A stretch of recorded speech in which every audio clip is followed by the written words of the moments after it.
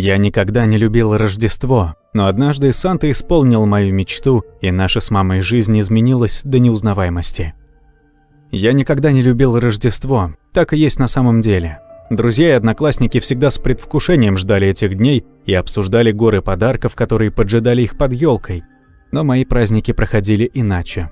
И большая часть вины за это лежала на моем жестоком отце. Он был заядлым пьяницей, и если не пропадал в баре, то выливал горы словесных помоев на маму или калашматил моего 16-летнего брата Томми.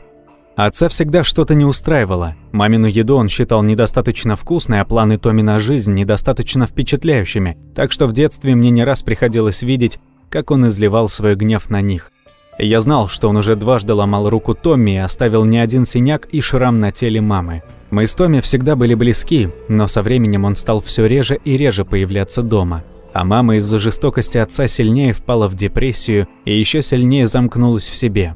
Она никогда не говорила об этом, но делала все, чтобы как можно меньше раздражать моего отца. И хотя пыталась скрыть от меня свое состояние, я слышал, как она плачет у себя в комнате почти каждую ночь.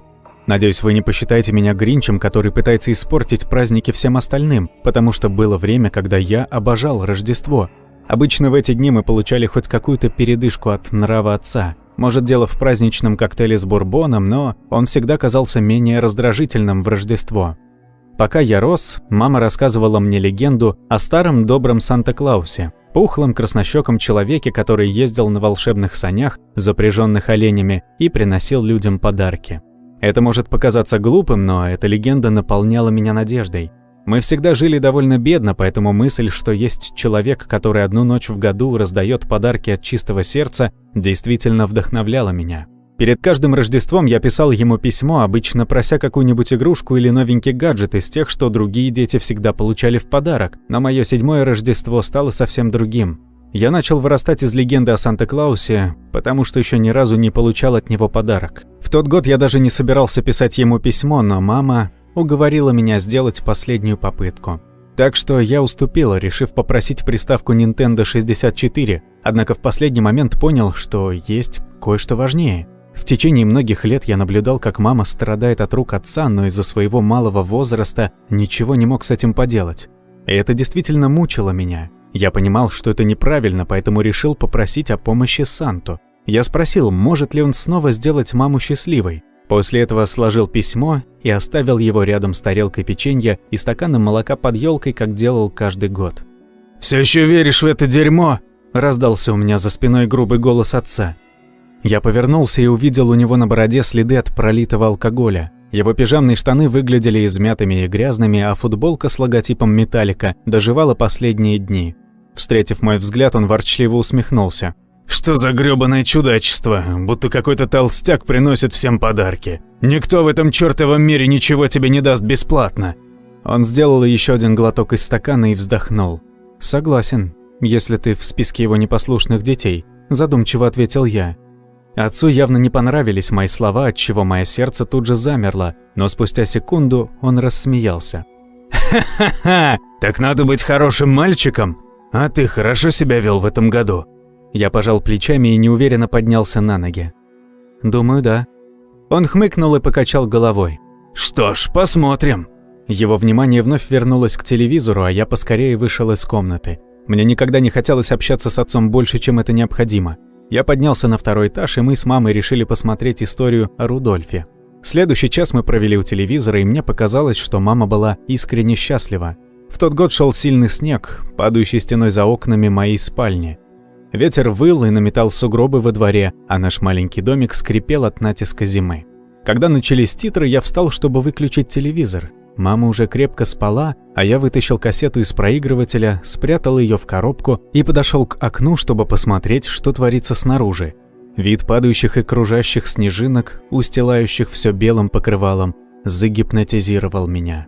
Я немного постоял у окна, наблюдая за метелью. Соседские дома ярко освещали красные, зеленые и желтые гирлянды, а их жильцы в тепле и уюте дожидались рождественского утра. Я уже начал поворачиваться, когда заметил движение в конце улицы, которое привлекло мое внимание. Это оказался человек. Он шагал сквозь снегопад, из-за которого его с трудом удавалось разглядеть, но когда человек подошел ближе, я увидел, что он одет в в красной куртку и брюки с белым мехом на манжетах, лодыжках и вдоль груди. И тут же узнал этот наряд. Это был Санта. Я, правда, не заметил бороды, да и выглядел он гораздо худее, чем мне говорили. К тому же голову скрывала не шапка, а капюшон. Но тут он остановился прямо перед нашим домом и посмотрел на окна. Я моментально присел у окна, прекрасно понимая, что если попадусь Санте на глаза, он занесет меня в список непослушных детей. Но мне все еще не верилось, что он пришел. Не знаю, как долго я просидел, но через какое-то время до меня донеслись странные звуки, будто кто-то открывал входную дверь. Я поднялся на ноги и увидел, что Санты уже нет за окном. Разве не странно, что он вошел через дверь, а не спустился по дымоходу? Но я тут же понял, что наш дымоход настолько мал, что взрослый человек в нем просто не поместится. Тут с первого этажа донеслось эхо шагов. И хотя я понимал, что это плохая идея, я решил посмотреть, что там творится. Стараясь не шуметь, я толкнул дверь спальни и на цыпочках подобрался к лестнице. И тогда я увидел его. Санта стоял спиной ко мне и лицом к елке с чем-то в руках. Я осторожно спустился на одну ступеньку, но она предательски заскрипела под ногами. Санта тут же обернулся и уставился на меня. Сердце заколотилось в груди как сумасшедшее, пока мы смотрели друг на друга, хотя его капюшон все еще скрывал черты лица, несмотря на мерцание телевизора, перед которым храпел пьяный отец. Санта положил то, что держал в руках, на пол, а затем повернулся ко мне и покачал пальцем, затянутым в красную перчатку. Я понял, что это означало, и, кивнув, быстро вернулся в свою комнату, надеясь, что все же получу подарок, несмотря на то, что увидел Санту. Какое-то время я проворочался в постели от нетерпения. С первого этажа еще доносились какие-то шорохи, которые напоминали мне звуки борьбы, но я решил, что Санта просто тащит свой мешок с лакомствами. А через какое-то время я услышал, как открылась и закрылась входная дверь. Так и не решившись спуститься вниз, я вскоре заснул. Утро меня встретило ярким солнцем, отражающимся от сугробов на улице. Мама поздоровалась со мной, и мы вместе спустились на первый этаж. Она выглядела встревоженной, но при виде моего нетерпения натянула на лицо улыбку. Меня же не покидала мысль, что Санта все же появился у нас дома, и мне хотелось поскорее увидеть, что он принес. Я бросился вниз, понимая, что мое желание сбылось, но как только мы оказались в гостиной, мамино лицо исказилось от ужаса, а из горла вырвался душераздирающий крик. Папа сидел на своем любимом кресле с широко раскрытыми глазами и ртом. На его шее виднелось несколько царапин и синяков, и он даже не шелохнулся от маминого крика. Запаниковав, мама набрала службу спасения, затем пыталась выгнать меня из комнаты, но меня очень сильно интересовало, что же находится под елкой. Печенье и молоко исчезли, а на их месте лежали конверт и коробка, обернутые красной и зеленой рождественской бумагой. Мама отправила меня в свою комнату как раз перед приездом врачей и полиции, и пока они осматривали все внизу, я развернул подарок. Внутри коробки оказалась новенькая приставка Nintendo 64. Это настолько обрадовало меня, что я тут же принялся подключать ее к телевизору. Но тут вспомнил о конверте и решил для начала прочитать письмо.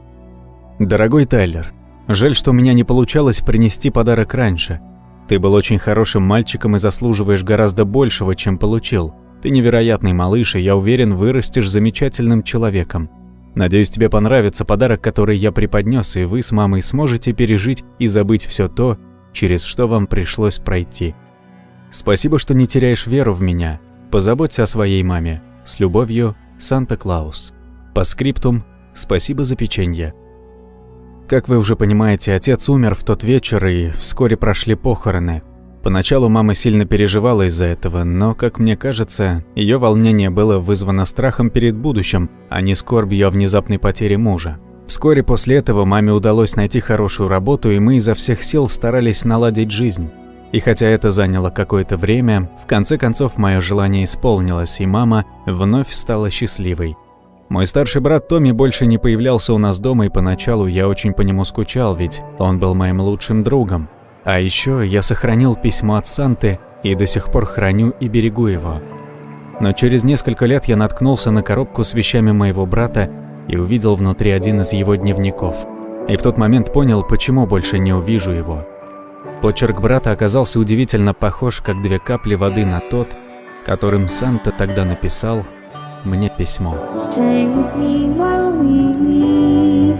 Don't worry, just believe me. This journey will relieve.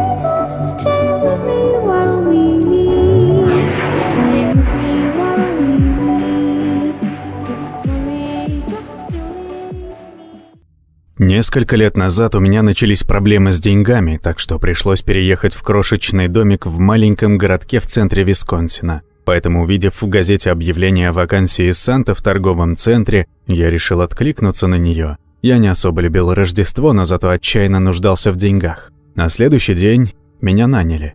Первые 2 дня прошли вполне нормально.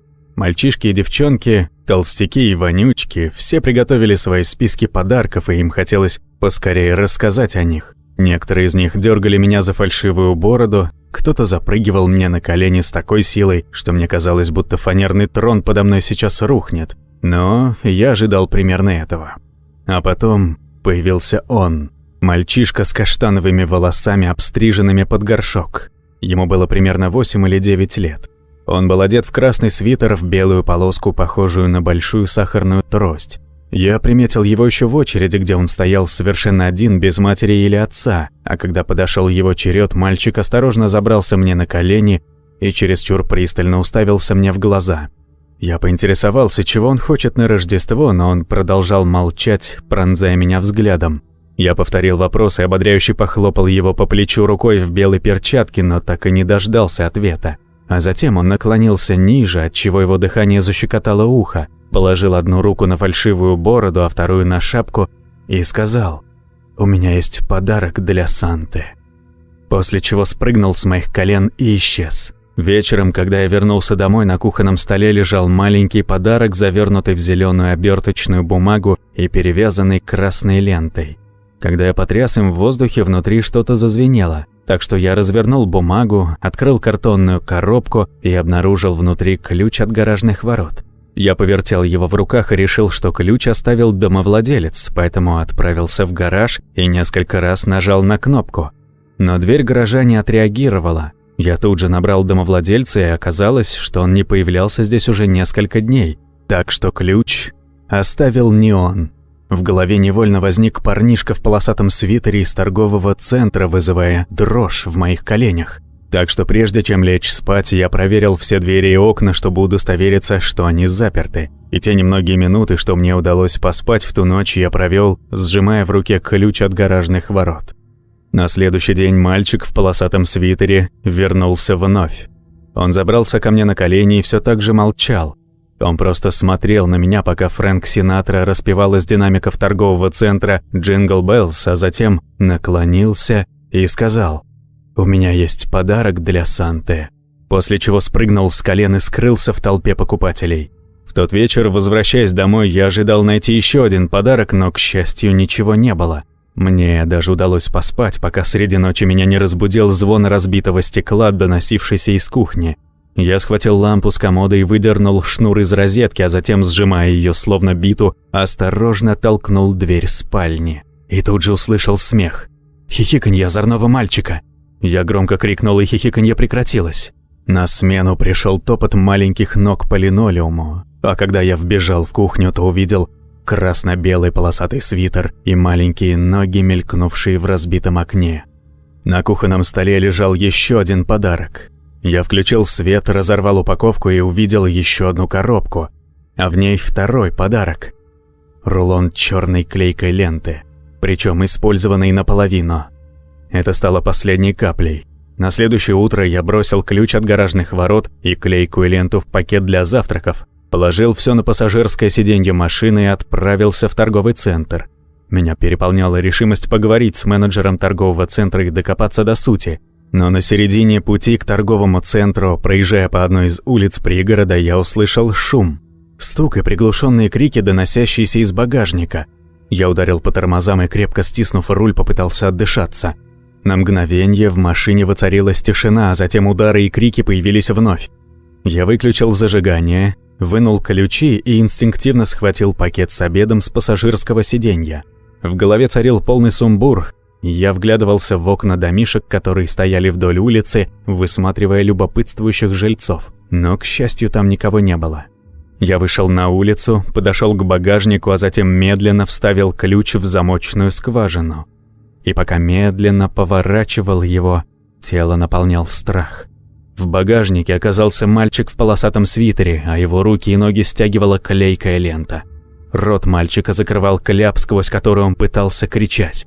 Я отшатнулся назад, роняя пакет на бетон. Из него тут же выкатился рулон с черной клейкой лентой, а следом за ним вылетел ключ от гаражных ворот. Я судорожно начал собирать все обратно в пакет, но, видимо, случайно нажал на кнопку ключа от гаражных ворот, и дверь ближайшего от меня гаража с грохотом открылась. Я уставился на прямоугольный брелок в своей руке, пытаясь осознать, действительно ли только что открыл двери гаража.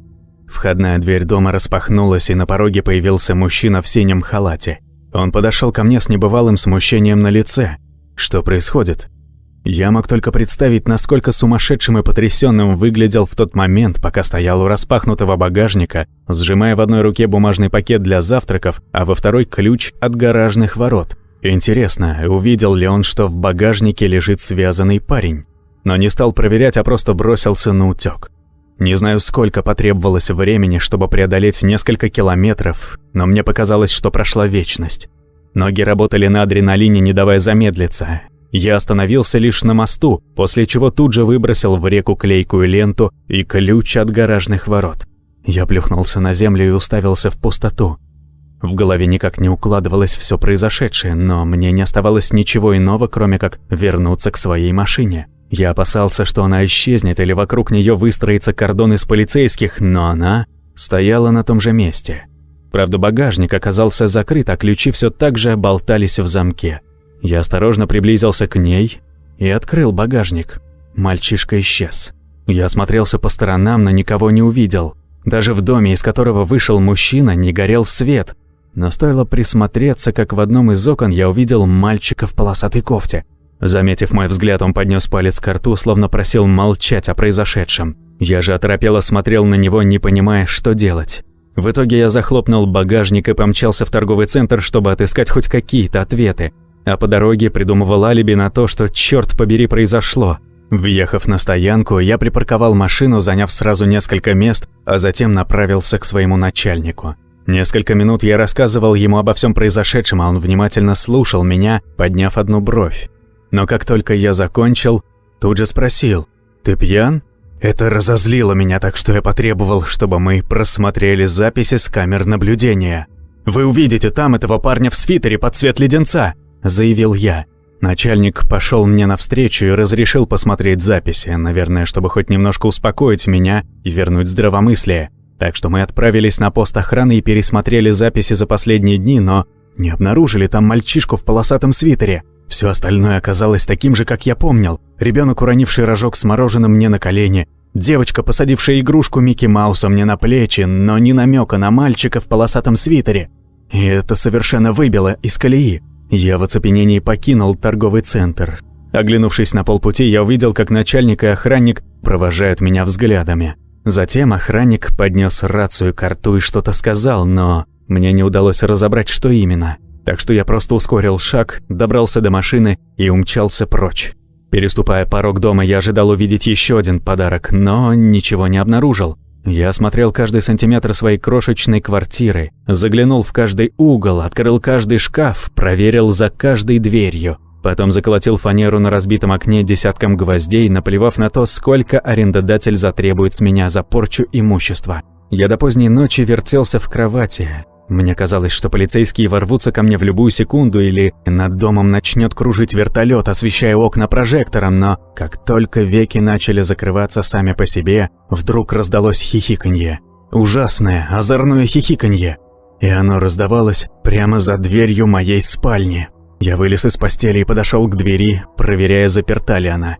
Убедившись в этом, я решил заглянуть в щель под дверью и тут же встретился взглядом с глазами мальчика в полосатом свитере, находившимся в нескольких сантиметрах от меня. Он вновь хихикал. Я отполз назад на четвереньках по грязному ковру, а из-за двери донеслось эхо шагов, когда мальчик убегал.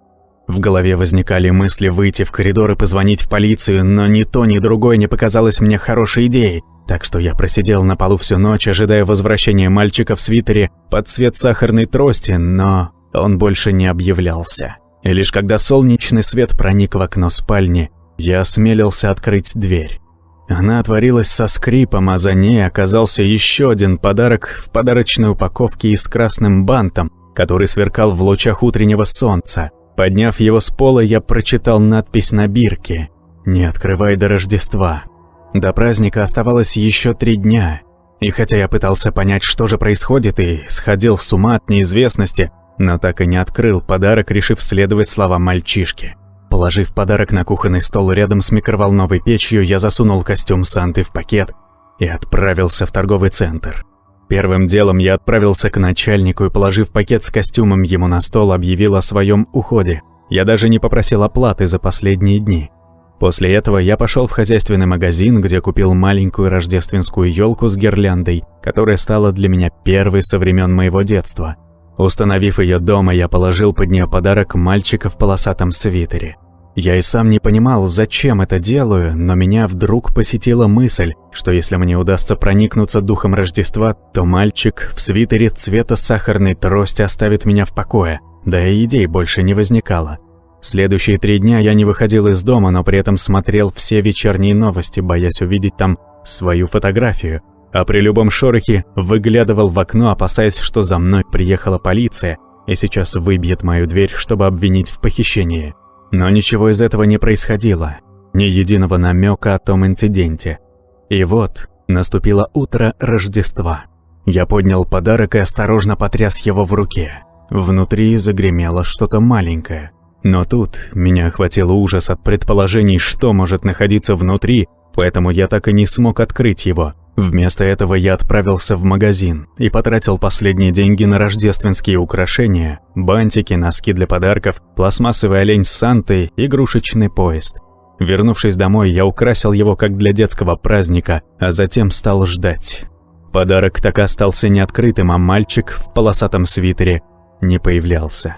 Казалось, мои мучения закончились, а мой план окружить себя рождественскими украшениями сработал. Через неделю мне пришлось переехать, но подарок я прихватил с собой. Он лежал на пассажирском сиденье, подпрыгивая на каждой кочке. Я вернулся в свой родной город, занял немного денег у родителей и снял небольшой домик.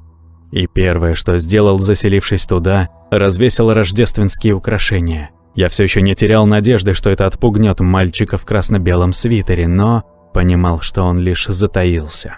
К тому же его слышал не только я. Соседи упоминали о странных звуках, доносившихся из подвала.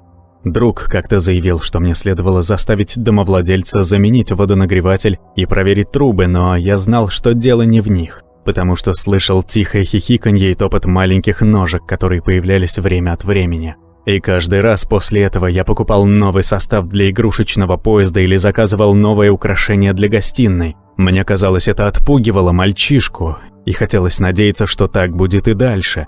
Больше рождественского веселья, меньше издевательств от него. Поэтому украшения висели в доме круглый год. Люди считали меня чудаком, но меня это не волновало. Да и желание посмотреть, что же подарил мне в последний раз мальчик в свитере цвета сахарной трости, не возникало.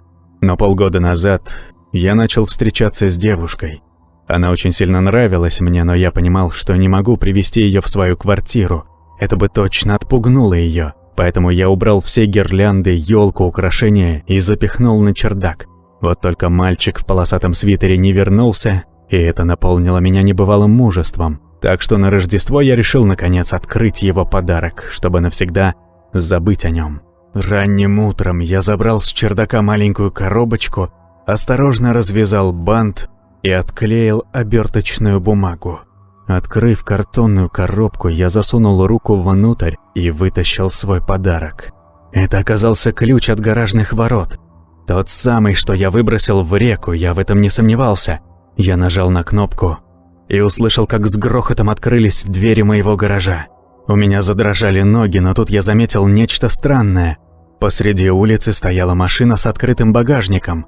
Перед ней на корточках сидел человек с бумажным пакетом в руке. Я открыл входную дверь и вышел на улицу. «Что происходит?» – спросил я, сам не понимая, к кому обращаюсь, к мужчине или к самому себе. Услышав мой вопрос, он бросился бежать и вскоре исчез из виду. Шокированный происходящим, я поплелся к машине, прекрасно осознавая, что найду в багажнике, но при этом не желая смотреть внутрь. Так что, подойдя ближе, отвернулся и на ощупь захлопнул багажник, не обращая внимания на приглушенные крики, доносившиеся изнутри. Ключи все еще болтались в замке. Через несколько часов машина исчезла, но я не заметил, кто ее забрал, а вечером объявился парень в свитере цвета сахарной трости. Я видел, как он прячется за занавесками в гостиной, когда ложился спать. На утро за дверью спальни меня ждал очередной подарок. Я тут же открыл его и обнаружил внутри клочок газеты из раздела объявлений. Это была реклама того самого торгового центра, где я уже работал. И там я увидел знакомый заголовок: «Вакансия Санты на Рождество».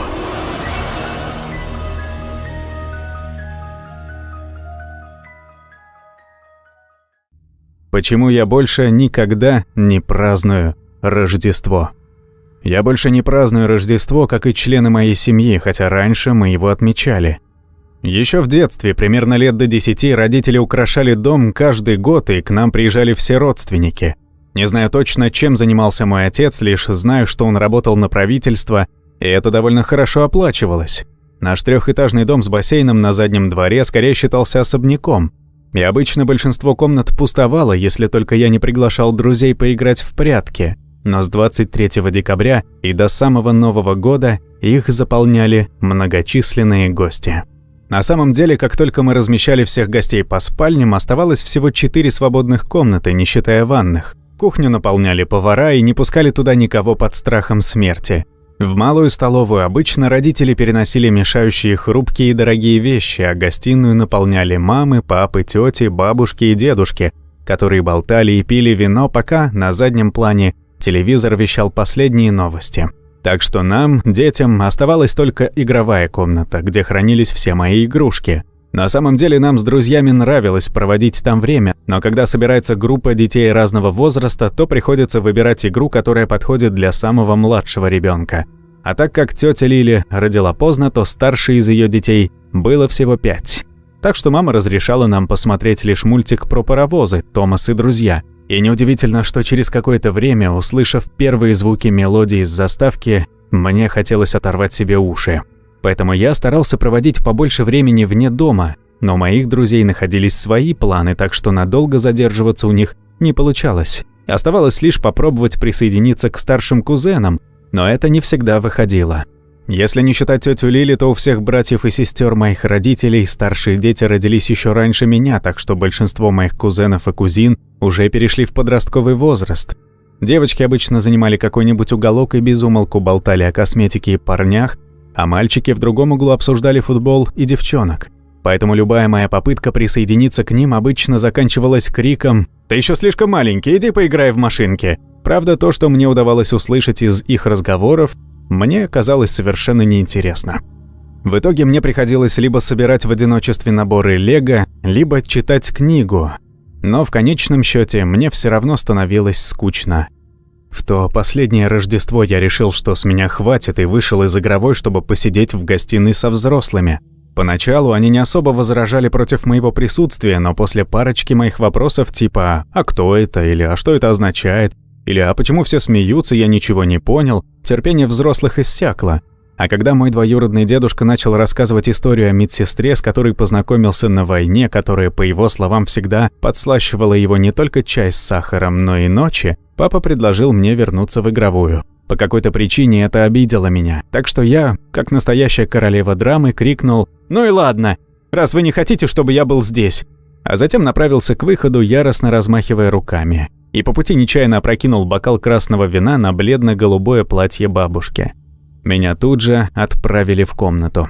Лежа на кровати, я тоскливо глядел в окно на рождественские украшения, которые сияли у соседского дома. Они украсили крышу и стену, а еще поставили светящихся оленей на лужайку. Правда, у одного из них что-то случилось с лампочками, так что казалось, что он без головы. И тут я понял, что ненавижу Рождество. Проводить время с родственниками скучно, друзьям было не до меня, а еда ужасна. Я в детстве терпеть не мог брюссельскую капусту и картофельное пюре. И все это точно не стоило подарков. А вдобавок меня отправили в свою комнату, в сочельник, еще до ужина. Я отвернулся от окна и осмотрел комнату в поисках какого-нибудь занятия. Но большинство игрушек находилось в игровой. Я попробовал почитать одну из книг, но через какое-то время отшвырнул ее от злости. Она с хлопком ударилась о стену, и я тут же задался вопросом, услышали ли родители и прибегут ли сейчас в мою комнату, чтобы посмотреть, что случилось. Меня уже наказали, отправив в комнату, не хотелось бы лишиться еще и рождественских подарков. Проведя несколько тревожных минут в тишине, я наконец решил, что никто сюда не придет. Да им плевать на меня. Возник голос у меня в голове. Ведь книга очень громко ударилась о стену. Да и откуда им знать, что это книга? Представь, на тебя бы упал стеллаж и ударил по голове. Это лежал бы сейчас посреди комнаты, истекая кровью, они бы и дальше слушали истории дедушки Тома о войне. Я сжал кулаки, пытаясь отыскать что-нибудь, что можно было бы ударить. Но на глаза попался лишь блокнот, лежащий на столе. Я вырвал из него листок, нашел под кроватью маленький огрызок карандаша и начал писать. «Дорогой Санта». Я выплескивал на бумагу всю свою ярость, отчего даже порвал ее в нескольких местах, а через пару мгновений отбросил карандаш в сторону и посмотрел на свое послание. Вот только оно вышло не таким уж красивым. Один край, где я оторвал листок от блокнота, выглядел неряшливым, а почерк 10-летнего ребенка оставлял желать лучшего.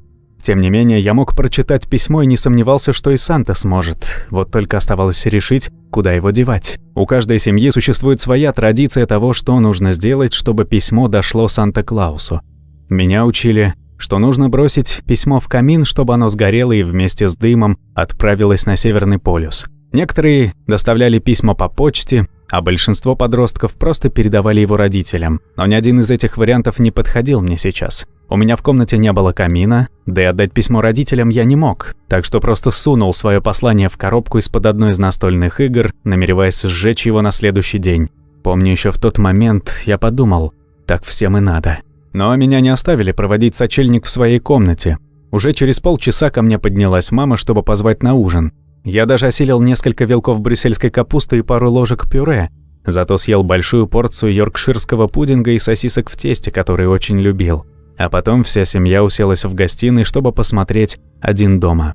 К вечеру я совершенно забыл о письме. На следующее утро, как и каждое Рождество, что мы праздновали в этом доме, я вбежал в спальню родителей и прыгнул к ним на кровать, призывая их поскорее проснуться и пойти кушать. Только они никак не хотели открывать глаза.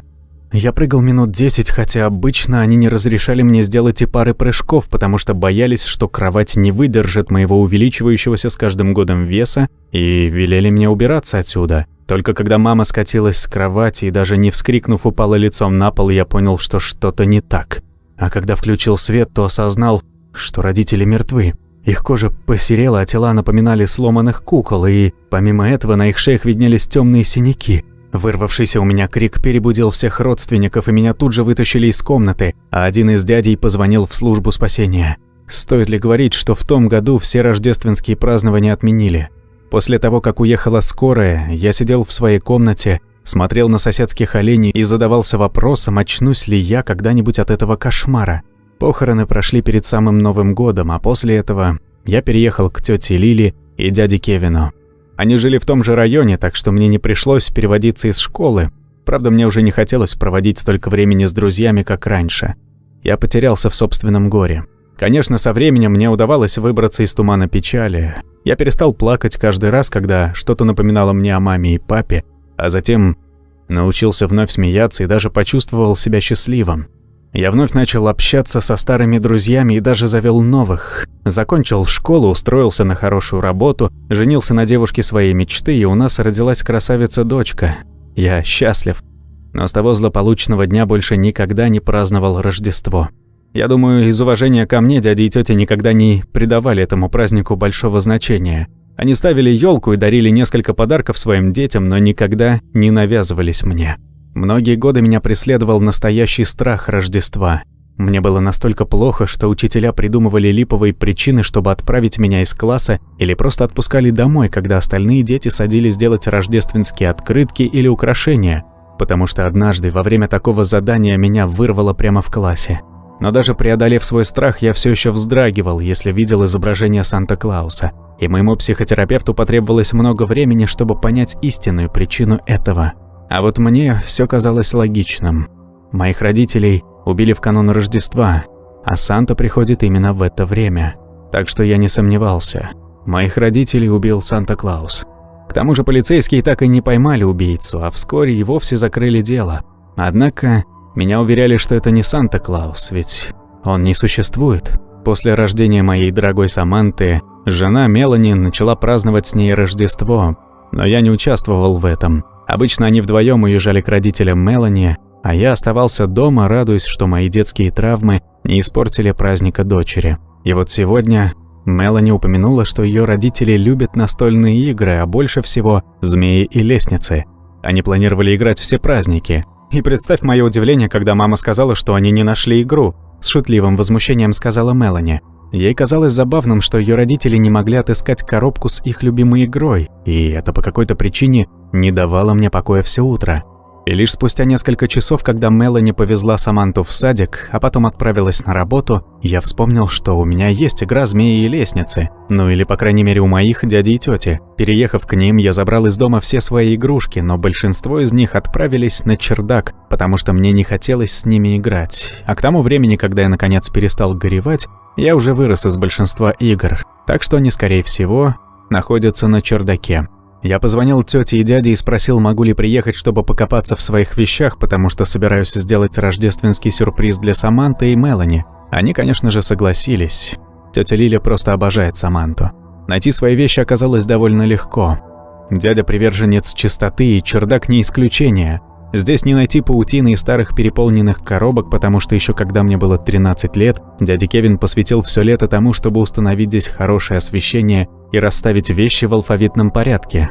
Каждая коробка была аккуратно подписана и установлена на полку, и мне почти сразу попались те, на которых значилось «Вещи Алана». Перерыв 2 коробки, я в итоге наткнулся на то, что искал. Вот только вид игры вызвал у меня разочарование. Она выглядела совсем не так, как в последний раз, когда я играл с ней. Я просто не учел время, что игра провела сначала под моей кроватью, а затем на чердаке в старой коробке. Упаковка из-под самой игры выцвела, отчего удавалось различить лишь смутные очертания одной из змей, а еще пахло так, словно заплесневело. Я осторожно взглянул внутрь, ожидая увидеть грибы или паутину с пауками, но нашел лишь старый клочок бумаги, вырванный из блокнота. Я давно позабыл о том письме Санти, но воспоминания нахлынули вновь при виде него. Про мою выходку, про то, как писал послание, сколько злости вкладывал в свои слова. Детский почерк едва удавалось различить, но мне не потребовалось читать, чтобы вспомнить, что там было написано. Я знаю, что Санта не мог убить моих родителей. Знаю, что он не существует, но сейчас задался вопросом, читал ли он мое письмо, потому что в тот вечер я написал: «Дорогой Санта, я хотел, чтобы мне никогда больше не пришлось отмечать Рождество». Не забывай подписаться и поставить лайк под роликом, если тебе нравятся подобные рассказы и подача. Всех с наступающим Новым годом и до скорого!